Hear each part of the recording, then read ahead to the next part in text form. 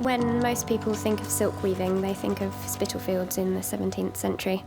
However, in the early 19th century, many workers and masters were forced away from London due to the heavy taxation of the Spitalfields Act.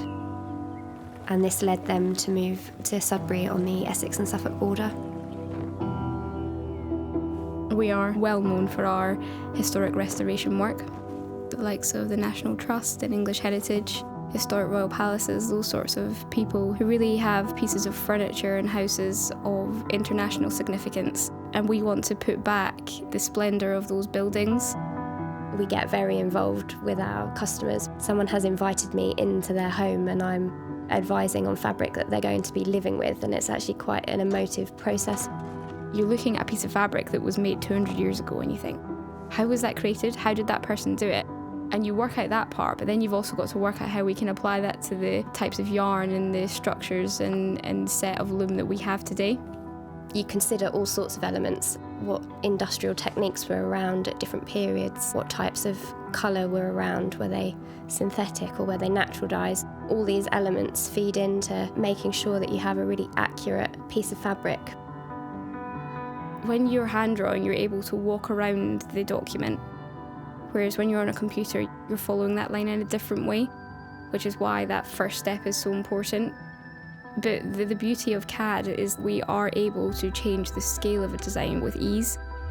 It allows us to program very complex weave structures. Before we used to cut and lace cards and it was quite a physical process. Now the skill is in the understanding of the software and the technology and how we can get that to translate a design into the Jacquard technology.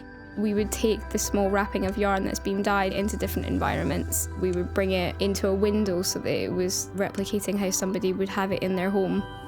As much as you can read a colour into a spectrometer, we think the human eye is really key in that process.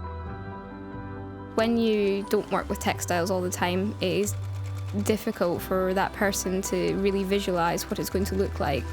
It's really the first tangible part of the process when you marry the warp and the weft together.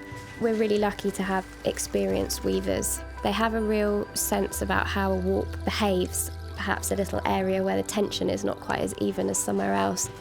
They'll constantly be watching and feeling. Weaving is in the preparation. If you don't get those 20 steps in place before you start, you don't have a cloth, you don't have a product. The actual weaving is the short part. When you look back at the projects we've done over the last 40-some years, it's quite humbling, I suppose, because we've been part of that history.